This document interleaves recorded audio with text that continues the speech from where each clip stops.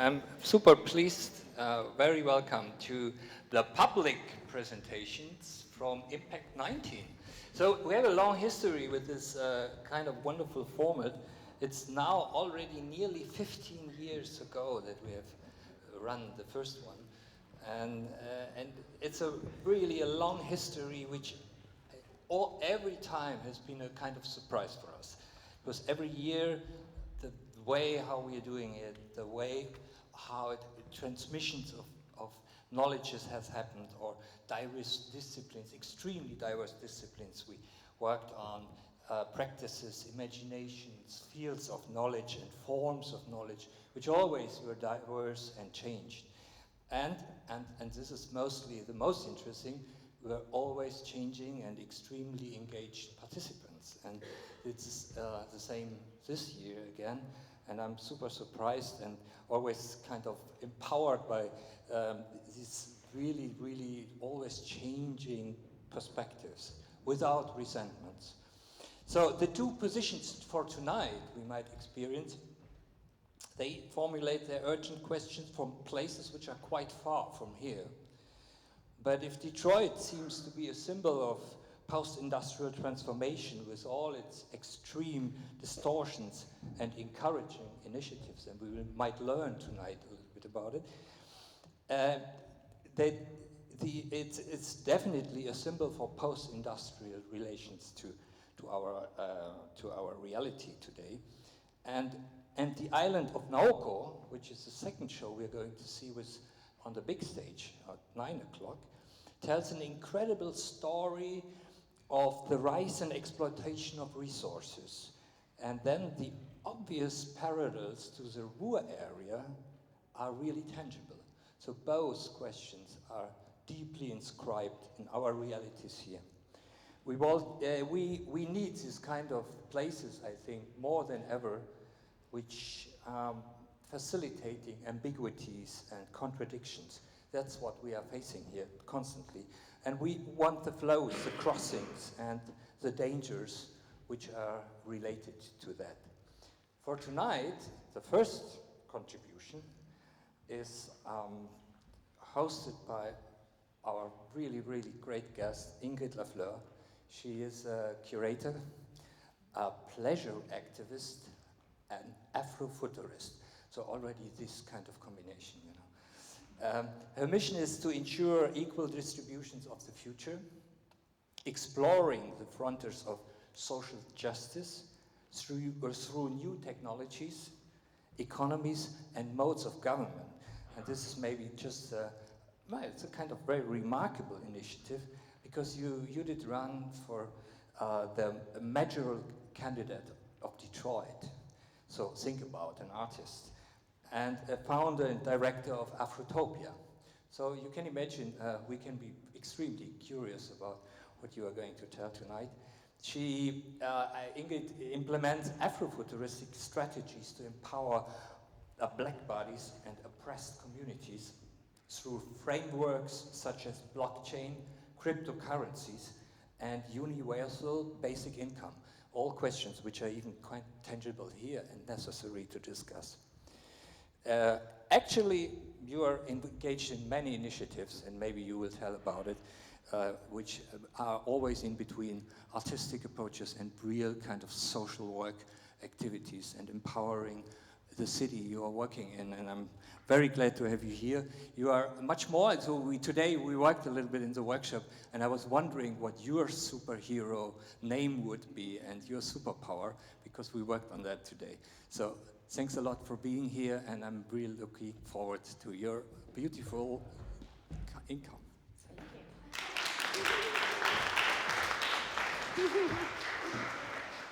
Awesome. So yes, we did. I just finished a 6-hour workshop. Many of the participants are here. Hello, thank you for coming back again. And I'm surprised you're not tired of me. So I did share that my superhero name is Dr. Shiluva, and I cultivate superhero powers in people. It's always a pleasure to do that using Afrofuturism, of course. So Tonight, we're going to be talking about breathing in blackness, temporal dimensions of utopia. I just really want to be completely transparent and honest. I forgot the description that I sent in that you all have read. So I wrote a 4,000-word essay that is a little different from that description, but I really hope that you'll enjoy this journey that I'm going to take you on. I recently learned that humans being born today are able to live for 200 years. That simultaneously amazed me and horrified me. As a Black woman, I am hunted, attacked, vilified, criminalized, exoticized, and experimented on. And on top of all of that, I get paid less than everyone. To endure this for 200 years seems impossible. Literally, the stress of it has shaved off some years. So, for this lecture, I want to talk about how the use of utopia can reshape reality and manage the dystopian world forced upon my Black body. I would like to begin with my personal notions of utopia. As a Black American woman, I've had a unique, almost desperate relationship to utopia. And I could always want and desire the establishment of it so that it could serve good for everyone. However, in my adult years, I've come to understand that the ideas of utopia not only influence our individual direction, but also policies that affect the collective. If the utopian vision is narrowly focused, then a dystopia is created for those who stand outside of that vision. So what does utopia mean today and for our futures? I want to begin with a short journey through my relationship with utopia, starting with being a child. I had many ideas of what a utopia could look like and feel like, but it was always changing and undulating. As I travel in time into my childhood, I invite you to also consider what your utopia was at each stage of your life. I hope it is a welcomed journey. But first, let's make sure we're on the same page about what a utopia is. I hesitate to offer any definition in front of this illustrious group, but I will say I want to go with the definition my 7-year-old self thought utopia was. An imaginary place of beauty and perfectness. It always seemed to come down to a feeling more than an actual place. I guess that I can explain that. Oh, yeah. And there's only one slide. I guess that that can explain the nowhere-ness of its original definition.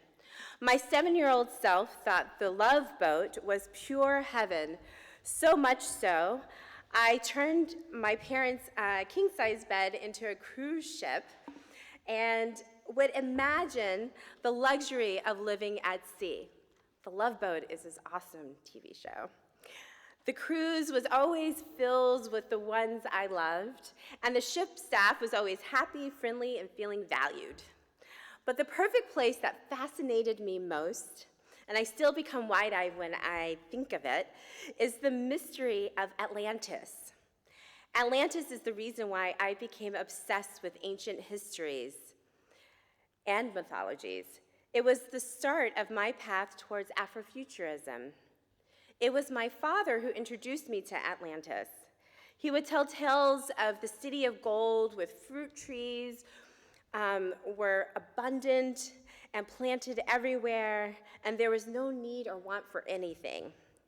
When he described the mythical island, I would often imagine the Atlanteans floating as they communicated with each other telepathically while picking the ripest, most delicious fruit. But my father would emphasize with a wagging finger, greed overtook the Atlanteans, and the island sunk as a result. I would have so many questions, like why? If Atlantis was perfectly balanced and abundant, why would someone want to hoard and limit access to the resources? It saddened me. It is as if humans were incapable of creating a peaceful world. My father, an avid reader of psychic Edgar Cayce, told me one weekend that there was another island called Lemuria. He would become filled with glee when he would tell me of this ancient island that preceded Atlantis by millions of years. Lemuria, or Mu, the motherland, was said to be an island of darker-skinned people. While Atlantis was in the Atlantic Ocean, Mu resided in the Indian Ocean and connected what is now India and Africa. Lemurians possessed unforeseen powers, and they maintained a culture based on love and compassion. My child's mind burst into curious joy. A black mythical island? Wow, Mu must be the beginning of us all. I'm fascinated. Fast forward to high school. I was introduced to a version of Atlantis by the short story Afrolantica, written by civil rights activist and legal scholar Dr. Derek Bell.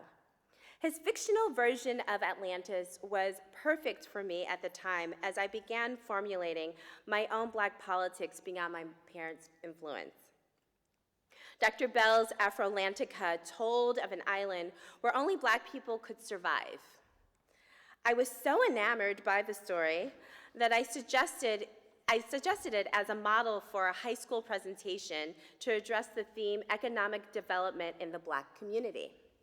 The presentation was for the annual BASE conference at the University of Detroit High School. Our high school group, Renaissance African Perspectives, presented the Black nationalist premise that Black people can only build economic wealth if we had a place where white people couldn't come. Living at the time in a 99% Black Detroit, with the largest Black middle class in the nation, I knew what Black wealth looked like and how it functioned and maintained. I was convinced this premise was true. I was proud of our presentation. I was the Minister of Education. I enjoyed the imagination exercise of building an education system for an all-Black island. But as you can imagine, the presentation didn't go well. People didn't like that their mothers or fathers couldn't come to the island. My young mind didn't consider all the ramifications of separating humans based on race. It was a lesson I quickly learned. We cannot liberate in silos. As civil rights leader Fannie Lou Hamer aptly said, nobody's free until everybody's free. But the question remained, how do Black people build economic wealth under the weight of systemic racism? I decided to attend a historically Black college and university, historically Black college. They're called HBCUs. HBCUs were originally created because white institutions wouldn't allow for Blacks to attend their schools. Now, HBCUs provide a place where Black bodies can voice opinions without fear of being blackballed. I heard of the alienation that many of my high school friends endured at the start of their freshman year of a white college. My parents didn't think I should have to deal with the hassle of racism at the start of my career making. HBCUs were a great option because they were a nurturing environment for young Black bodies with all the intellectual rigor necessary to compete in the world. I attended Spelman College intentionally to be amongst Black women and to learn the leadership skills Spelman is known for. Spelman is nestled in a cluster of Black colleges and a university. The entire area is beaming with Black students from all over the African diaspora. I cannot express to you how much fun it was. Spelman wasted no time in shattering our young realities. The summer reading before freshman year shook me to my core. There was an essay by the feminist theorist Dr. Beverly Guy Shefdahl that basically told me that all of the institutions, marriage, education, police, were to control my Black body. First of all, I didn't even know marriage was an institution. My entire matriculation at Spelman reoriented my world and brought so much harsh clarity. I graduated no longer naive. I could no longer claim ignorance about the global effects of white supremacy and patriarchy. I could no longer say I was not exposed to the movements of resistance and the long legacy of decolonizing within the US and around the world. During this reprogramming, I realized that people were not only fighting to be free, but also to create the dream they've imagined. Liberation movements of all kinds had leaders with a vision that extended long beyond their life. Resistance to power structures involved the careful crafting of a new reality where those power structures are weakened, if they exist at all. As we learned about systems of oppression, we learned the ways in which people have not only opposed their limiting systems, but also developed something new. Never perfect, but hopefully more peaceful. The dehumanizing of the Black body ended at the gates of Spelman and every HBCU. It was definitely 4 years of an intellectual utopia. It was then, in my HBCU bubble, I was introduced to Afrofuturism. My brother, Brett Crenshaw, was attending Clark Atlanta and DJ'd Broken Beat from London. Me, a few years younger, eagerly absorbed all the tales from London's music scene in his tiny college campus room filled with stacks of records and books. Amongst the clutter of curiosity, he told me about Afrofuturism. It was as if within my Black utopia, I found more people, a global community to play with. I dove in deep and hard and was introduced to the Yahoo listserv launched by Paul Miller and Alondra Nelson that gathered Black geeks and nerds from all corners of the multiverse to convene, converge, and converse about all things Afrofuture. Although the term was coined by cultural critic Mark Deary, a white man, Afrofuturism centers Black bodies and gathers the lovers of Black speculative fiction and aesthetic. In the beginning, it was fun to be introduced to cosmologies, mythologies, and legends that I'd never heard before, such as jazz musician Sun Ra being from Saturn, and the Dogon cosmology that tells of the amphibian-like beings, the Nomo, coming from the star Sirius to impart sacred knowledge. It was Atlanta-based artist Kevin Sipp who would indulge me and informally give me short lectures about the time before patriarchy. My mind would explode. There was a time before patriarchy? My utopia quickly sharpened to include this matriarchal era where the Nubian temple priestesses were said to be the caregivers of the community. They harvested food and did accounting for the entire village. It was said they possessed all the knowledge of our mysterious multiverse. I still like to imagine what that time period would look like. My notion of utopia was formulating and expanding. It also became clear to me there was a logical way to attain this utopia I was imagining. But as I mentioned earlier, I didn't fully understand that one person's utopia is another person's dystopia. But moving to Detroit revealed this truth to me. When I returned home to Detroit in 2010, the transformation of the city was slow but steady. Artists had access to spaces downtown we can only dream of now. The neighborhoods were reorganizing and fortifying. But there was a billionaire, a white cis man, who had this utopian vision in mind to create a place that he felt at home in and could prosper. That dream did not include the current Detroit with its 85% Black population. As comedian and commentator D.L.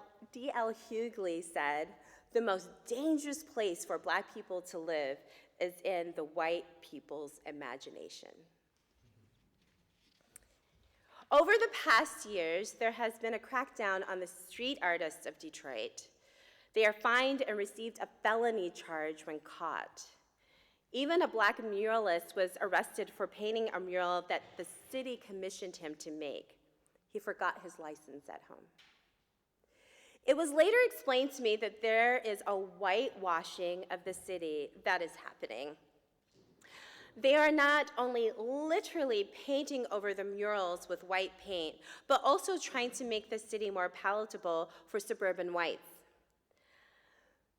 That is why the police is ignoring the requests of building owners to leave murals unmolested. I suppose the murals are too urban, which equals black. And I suppose a thorough whitewashing will erase this urbanness in Detroit. Based on the policies of spatial and structural racism and policing of black bodies, it is clear the whitewashing of Detroit is intentional.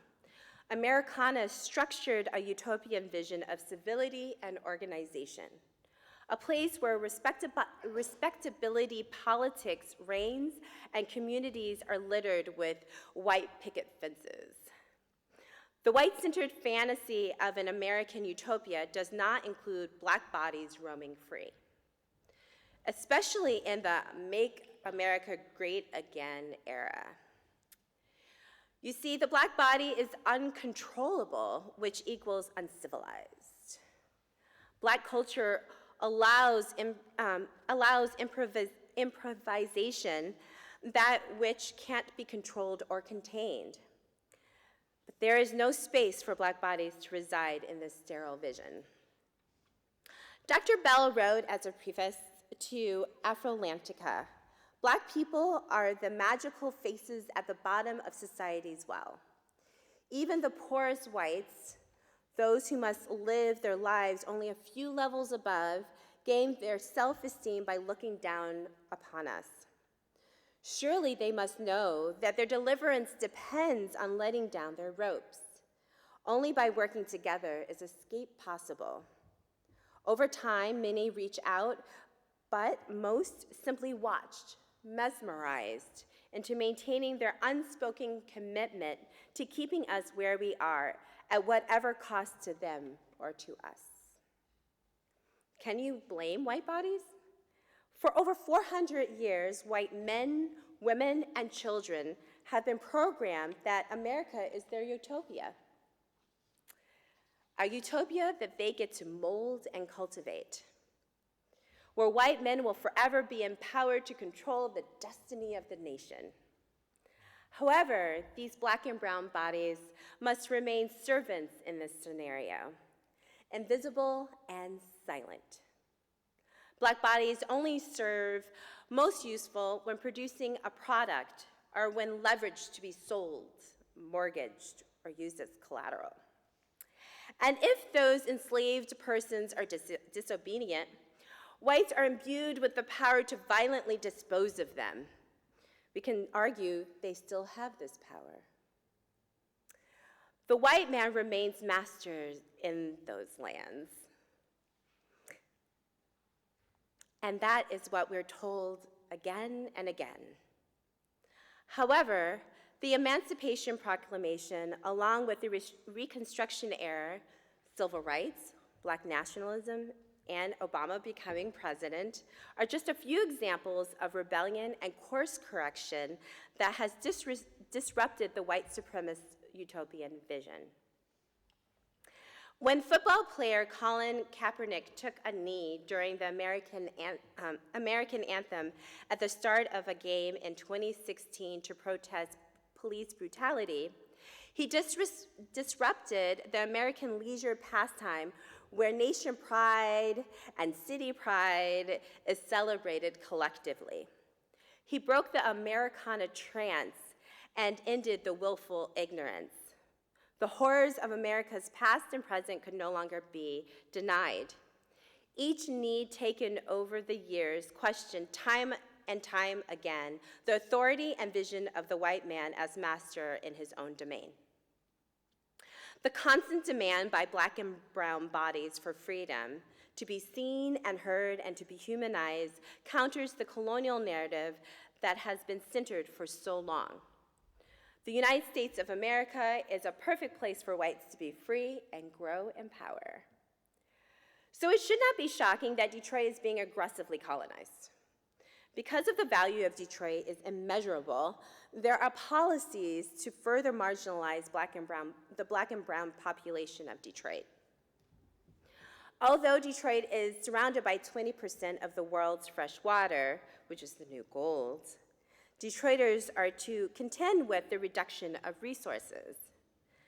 Weekly, city government shuts off water in thousands of households, especially in the summer, to force people to pay.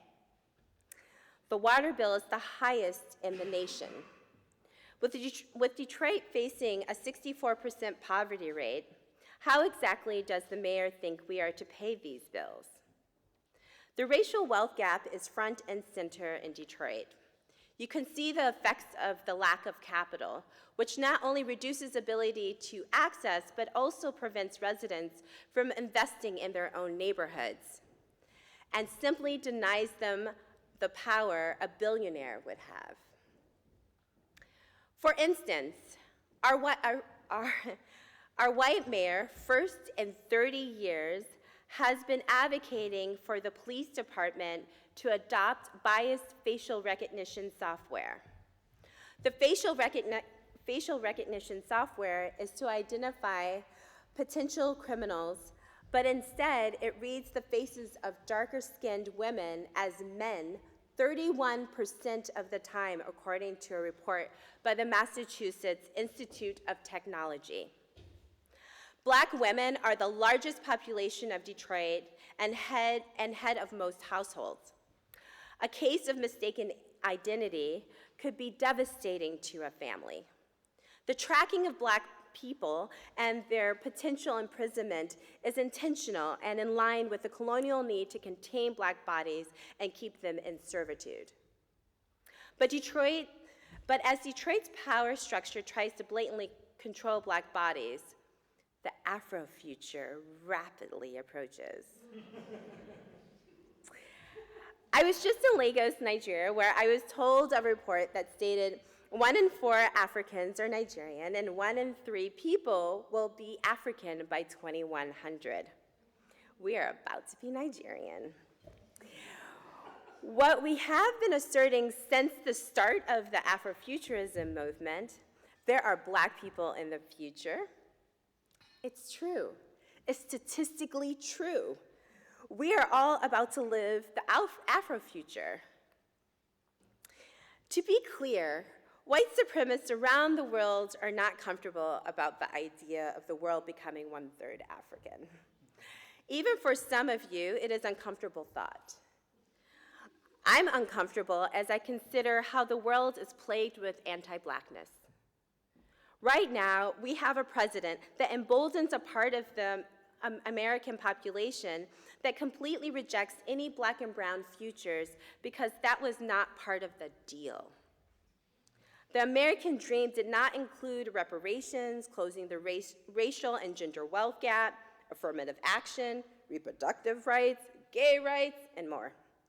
As the country grows and expands towards inclusion, Trump supporters continue to carry out their white utopian vision regardless of what people think.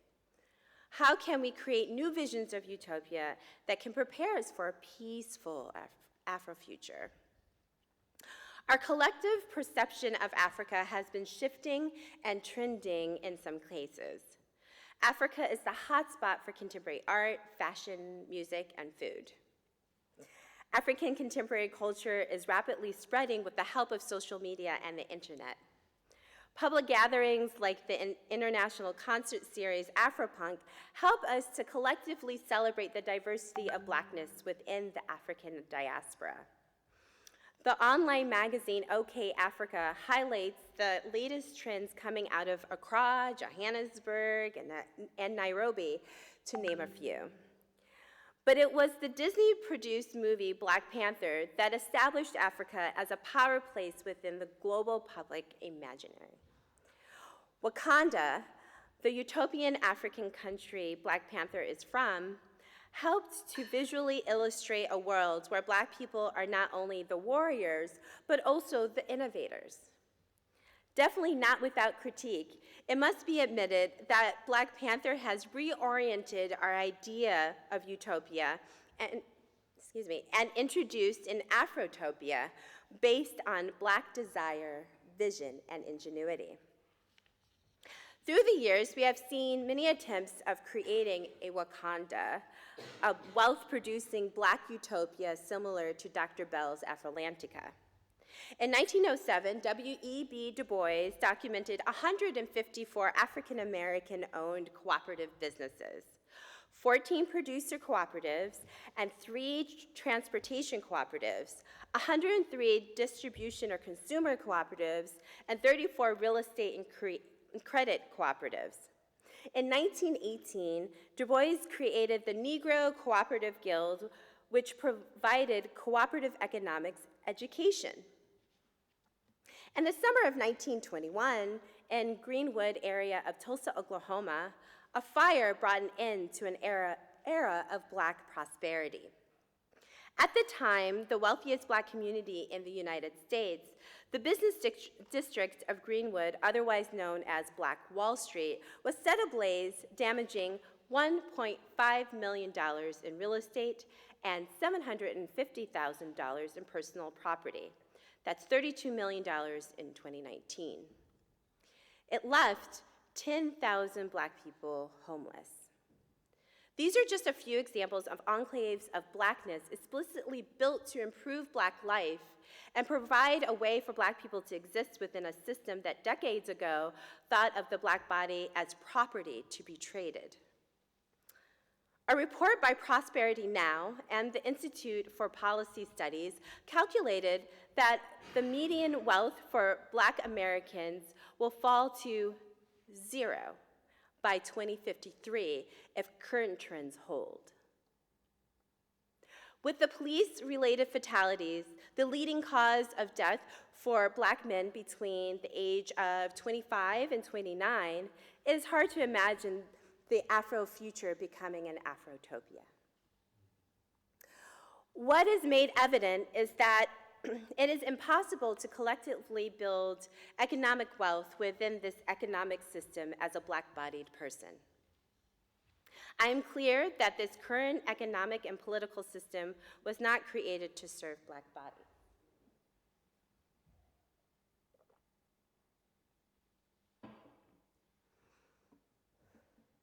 As a mayoral candidate in 2017, I definitely had a utopian vision. All of my naive love for and belief in humanity poured into my political agenda. I knew that Detroiters were capable of manifesting a city that cares for every single resident as if they were family. I've witnessed the resiliency of Detroiters, so I had confidence that we could build our utopian destiny despite the constant aggressive attack on Black and brown bodies. That is why I call Detroit my Afrotopia. Afrotopia is my version of a perfect place, but instead of it being no place, it is every place, even within. My political agenda was my attempt to create policy centering Black bodies and their needs for protection and service. This utopian vision looked like independence from utility companies and building hyperlocal systems for renewable energy sources. I wanted to completely stop poverty in Detroit while also eliminating crime through restorative justice practices. I wanted Detroit to own the water system again. I wanted every resident to have access to fresh, clean food and fresh air.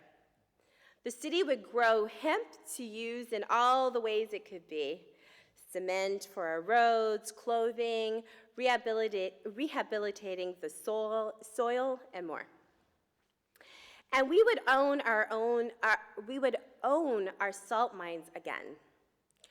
Artists would be able to thrive and focus on their practice with ease. The governance system would be horizontal, bringing the power and granting system back to the block clubs and neighborhood associations. And the economy would have a strong local focus.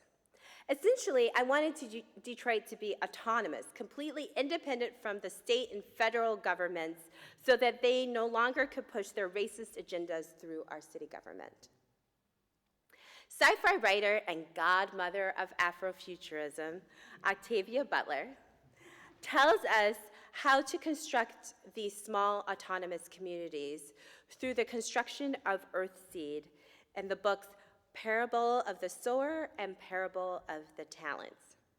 Butler's character, Lauren Olamina, leads this intentional Earthseed community and states, "It's about learning to live in partnership with one another in small communities, and at the same time, working out a sustainable partnership with our environment. It's about treating education and adaptability as the absolute essentials that they are." A dear friend of mine in Detroit has created a compound that I would definitely hide out in if the apocalypse comes to visit again. They have placed rain catchers at the compound and throughout the city.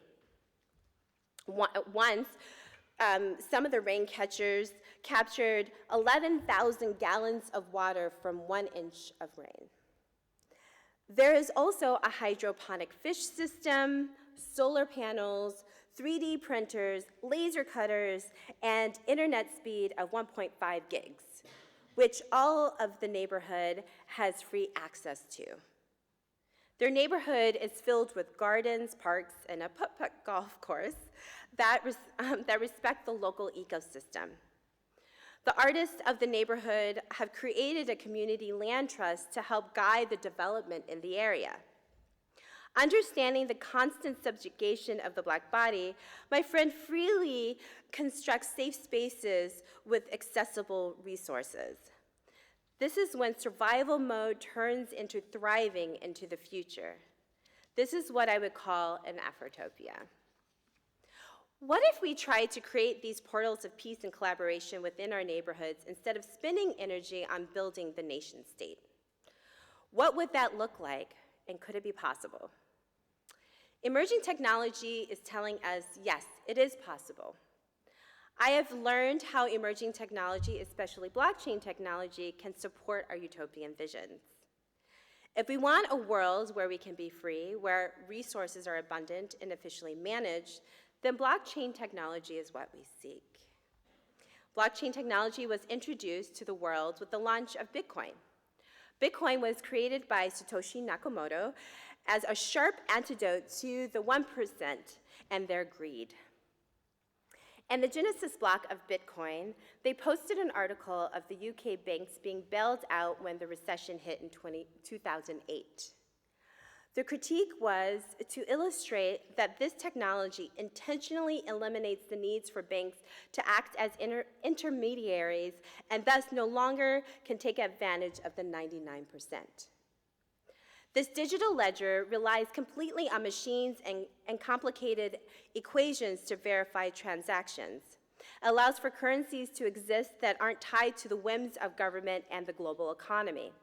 It also allows for the creation of an economy that is based on the values and the needs of the community.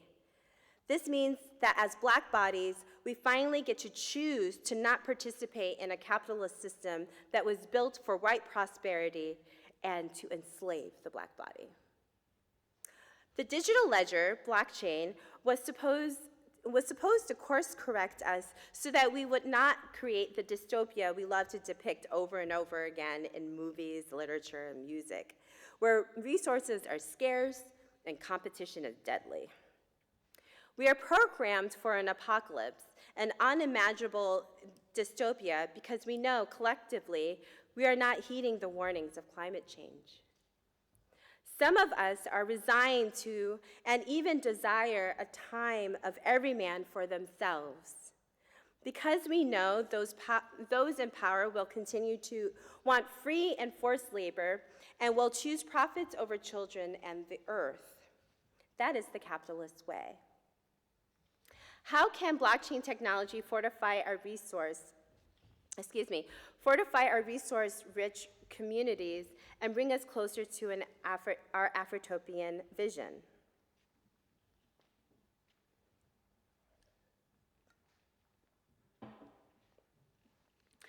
The goal is neighborhood sufficiency, collaboration, trust and transparency, and shared accountability.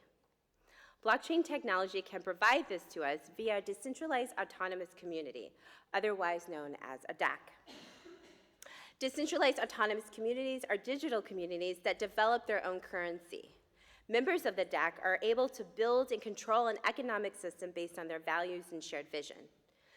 Because blockchains are immutable and copies of them are everywhere, the decentralization and cryptography keep it secure. So if, like in Tulsa, a hub for the DAC is burned to the ground, copies of the DAC are digitally held elsewhere. The decentralization also means there is no one person leading the group, only the collective. The shared and often rotating leadership model allows for new versions of governance, and since many aspects of the DACs are automated and transparent, then the administration could potentially be minimal, allowing for members to spend their time engaging in other interests. We are deploying a DAC in Detroit to help people access mesh networks going up in neighborhoods to serve the 40% of Detroiters who do not have broadband internet access.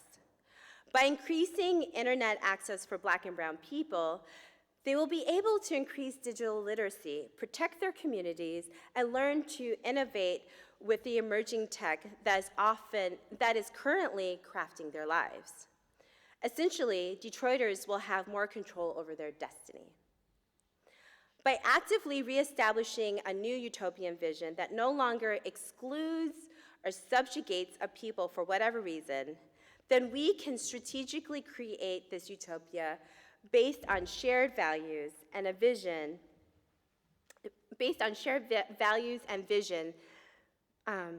then it will be possible for me to imagine living for 200 years. We don't have to be like Atlantis and sink because of greed, oppression, and anti-Blackness. Love is the way forward into the Afrofuture. Detroit is ready for the Afrofuture. I'm ready for the Afrofuture. Are you? So, I would love for you to kind of join me as we kind of usher the Afrofuture in with movement. If you're able to stand and dance with me for just a moment.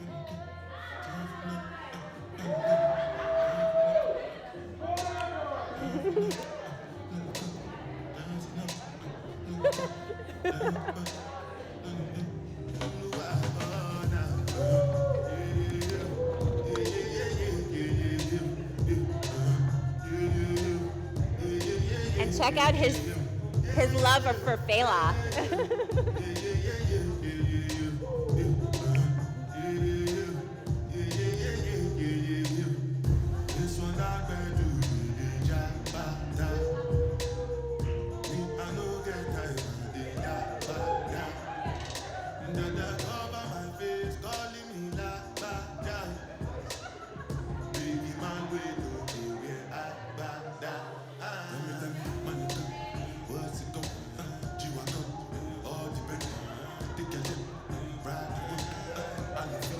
Thank you guys. Thank you so much.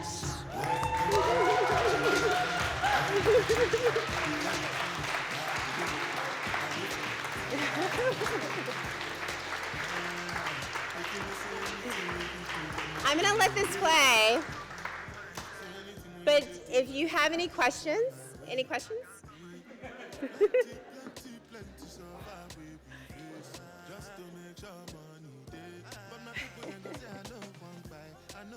Yes.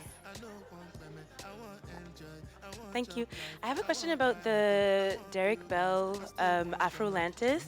So I don't know if this is the same story, but I heard of like an Afrofuturist novel about something like Atlantis, except the population was composed of like sunken slaves that had created their own community underwater and like morphed into kind of like a mermaid people. Is this him? Because ever since someone mentioned this, I've been trying to find. Oh, the I got story. you. I full on got you.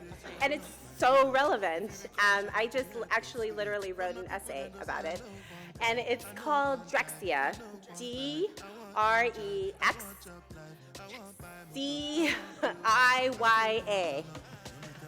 Drexia was an electronic music duo from Detroit, of course. And they created this mythology of the same name, Drexia. And so the way the story goes, the slave ships that were crossing the Atlantic Ocean, when the pregnant women would like be thrown overboard or they would go overboard themselves, they would give birth in the ocean, and that created an aquatopia. And they're said to be superhuman. They have military skills like the Navy SEAL, and these are guys who created it, yeah? But my essay is for an artist named Ayanna V. Jackson, and she is going to be exhibiting at the Smithsonian for African art. And what she did was look at a pantheon of water spirits coming out of African spirituality. So that's like Yemenya and Mama Wata, and many others. And so she kind of expanded the myth and added some women, other than the fact that we just like gave birth. But she, I wanted to pull up but she, basically the premise is that these water spirits kind of midwifed all these babies to come into being, and then blessed them and anointed them in a way that allowed them to become superhuman. And so Drexia is always evolving and changing and growing, and it comes up in many forms, but I'm really enjoying where she's taking it. Anything else? Oops.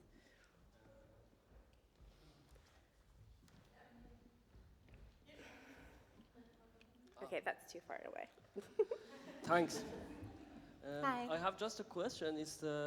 You try to define the Utopia and then define the Afrotopia, but I'm keen to know your definition of blackness. Ooh. If possible. Because, Okay. Yeah. Because I think it's, blackness is relative, but you just related it to Africa. And I think that's the most important thing, because if we go from what you say, what you just, you were talking about some anarchist thought, but you just adopted it to something African. And there is a more international viewpoint that you are just deducing it to something, I think. So if you just define this blackness for me, Sure. I would be thankful. Okay, so blackness, and then black body, and then being black. It's like they're all kind of a little new, in a nuanced way, a little different.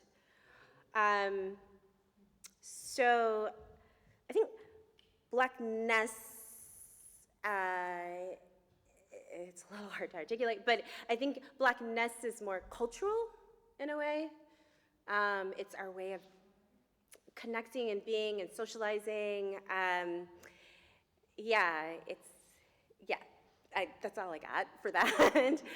That's a little different than being black, which is very political. So I call myself, if you notice, Black American, not African American, which I think is very sterile and very like proper and nation state. You know, in Congress they will always say African American. But Black American, to be Black is to be, I guess, radical in a way. And it's in your face. And then there is Black-bodied. So Black-bodied can actually encompass a wide range of people because I'm talking about a darker skin. So you don't actually have to be, quote unquote, Black American or part of the African diaspora to be part of that conversation. So when I say Black body, I'm actually talking about everyone who's darker skinned because everyone who's darker skinned is being persecuted around the world. I haven't found anything contrary. But yeah, but Blackness is like this, whatever that is. Anybody Black want to help me out here?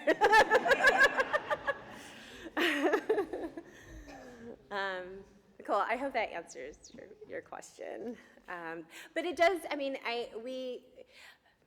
Black Americans, we have such a deep affinity for Africa, so it does become our center place, and more, especially as more Africans are being born in the United States or coming to the United States young. So then they kind of straddle the line and there's this dance, and so we're, as Black Americans, becoming more exposed to contemporary Africa. And so that's really, really important for our growth and evolution. Yes? Thank you very much. I'm just wondering, because like technology is a big part of your vision somehow, and I'm just wondering like how much, what you think about the whiteness that controls the technological devices and the production of it, and how to include also the infrastructures into the system. So, yeah, I mean that's why I'm working for to make sure that people have internet access. But yes, I'm very clear. It's extremely white. And marginalized communities always come to it late, which means we don't have power, and we just become like the consumers, the passive consumers. I think that it's very important. I teach people about blockchain technology, and I find it very important to make sure that people understand all of the emerging technologies. And it doesn't have to be super deep, but enough to hopefully capture people's interest so that more and more people start moving into these different industries and start working in them. But, you know, it's interesting. I know of a pretty strong cohort of people who are working in AI and not who are Black, and my Black community and blockchain is kind of fragmented. It's not as, it's a little different. So it is a very tricky thing. I'm hyper aware how white male the industry is. I'm usually the only Black person or like one of 5 women, so in the room. So but you know, we're still at the beginning, and I think that there is always room for people to come in and to learn and then hopefully innovate. But we definitely need more diversity, and not just Black people. We need like everybody from all corners of this earth to be sitting at the table and really working with all the different tech. Anyone else?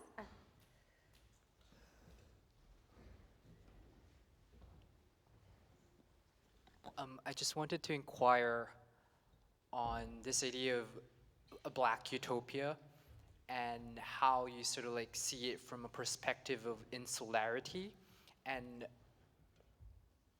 how does it look like when Black bodies become sort of like a worldling kind of like, you know, cosmopolitan image in terms of like its relationship to other sort of struggles, and you know, like the history of protests wherein, you know, the white sort of figure enslaves and creates this human bondage, but that is also shared throughout other cultures. Yeah. And so, I don't know, in terms of like how you see the imaginal fields of that utopia. So in Detroit, we're very Black. but we are in deep solidarity with our Latinx community and indigenous communities. And it's because we're very clear that we share not only the same fight, but even ways of resisting. We collectively come together and discuss this. So our indigenous communities really help to ground us with the earth and the environment, to remind us that we're on colonial land. And so if I were to say this in Detroit, I would acknowledge that we're on Anishinaabe land every single time. And this is very important in terms of the decolonization process. So we're very clear that the decolonization process it needs to happen for so many different groups. Our Blackness, the centering of Blackness for me has never been about excluding. That's a white people thing. For me, it's very much, I'm very much in love with all different types of people and coming from all types of different backgrounds, because there's just so much to learn and enjoy, I recently curated an exhibition called Manifest Destiny in Detroit, in downtown Detroit. And downtown Detroit is 99% white, which means it's been colonized. And that's where that billionaire, we called it Gilbertville. His name is Dan Gilbert. And so I hesitated for a minute, and then I did put up that billboard. That's where that billboard comes from. But I started the exhibition with this kind of Afrofuturist boutique. It's kind of like a museum store. I just wanted to bring together a lot of Afrofuturist material that's more affordable for people to bring into their homes, right? Because we want to shift consciousness. This is like the whole goal of Afrofuturism. I call the Afrofuture boutique Dinkanesh. And Dinkanesh is the name of human remains that are 3.5 million years old. They were found in Ethiopia in the Afar Triangle region. And we know her as Lucy in the West. Yes, I wanted to call you Dinkanesh as your superhero name, actually. We call her Lucy in the West, but her Amharic name is Dinkanesh, and it means you are marvelous. So every single time you say Dinkanesh, you're saying you are marvelous. This is me trying to remind us all that we are bonded by blood by this woman, and that we are all coming from her. And so therefore, me centering the Blackness or the Africanness is not necessarily an exclusion. It's actually to like come together and to really like embrace all of our differences. It's really just a colonial way of separating us when we start getting into like, oh, you're different, or because you live over here, you speak a different language, or you do things differently, you wear certain things, or whatever the hell it is. And so, yeah, so I'm constantly saying that Afrofuturism is for everybody, even though it centers the Black body. But we have to center the Black body. The anti-Blackness, we will not survive on this earth if we do not address anti-Blackness. Anybody? I'll put on my heart glasses. Just to follow up on that, can I ask a question, or are you finished? Oh, sure. Oh, okay. No, just because there's a kind of, just because probably of time limits and things like that, there was a kind of black-white dialectic in your talk. Yes. And I'm curious about how you see, to follow up on this internationalist comment, like how Afrotopia extends to Asia, because there are billions of people that live in Asia who are not part of this black-white dialectic, who have another form of colonialism. And for instance, like now the scandal with Huawei is in fact that maybe white Western people will not be in charge of the most advanced technology which is actually very traditional. Right. Since Asia has been at the forefront of technology for most of techno-scientific human history. Yes. Well, as I stated in Detroit, our Black and brown solidarity is real tight. But understand, I'm being hunted by white people. So I think that, my focus on that binary is just out of survival. I do not want to anymore. I'm exhausted by it, but it's just something that keeps coming up over and over again. But we have the solidarity in Detroit with all the brown communities in the United States that includes Asia. So, you know, I think you're kind of, though, asking me to kind of move out of a reality into a realm that I don't know that much about. And as much as I have empathy for other struggles, and I want to learn from those resistance movements globally, I still have to focus on Detroit. I can't handle but so much, and no Black person can. Quite honestly, I mean, I can't express to you all the things that we're dealing with just to live. And again, this is why 200 years, it's just like, I don't even understand. Our babies, they're arresting children who are five years old. They're arresting children 5 years old in school, basically, like, in the most aggressive way possible, a 5-year-old. So, you know, I can think as much as I can globally, but I have to deal with the most ridiculous shit. I actually have to advocate and tell police not to arrest a 5-year-old. Are you kidding me? So, you know, this is where we're at right now. There was a Black woman in her house talking to her nephew, and because she didn't put hands up in her house quickly enough, the cops shot her dead in her house. So please tell me, where are we safe? So I apologize for all of the passion, but this is what we're dealing with on a daily basis, and this is what we're fighting against. So I think that everyone has a story within their own communities about what they're dealing with. And it's really about popping out of that, which I'm doing right now, to discuss, hey, this is what we're dealing with. Are you guys dealing with something similar? What are your tactics? Is that something that we can use? I'm going to Kigali because I want to learn about how people can experience such a deep horror and yet have one of the fastest growing economies in Africa. That's amazing to me. As a Black American who's oppressed daily, and I have to live with my oppressor, this could be something that I can learn from. And so, you know, that, I think that is one way, but I'm constantly learning, and then I gotta go home. Yeah, I got babies to protect, yeah. Thank you.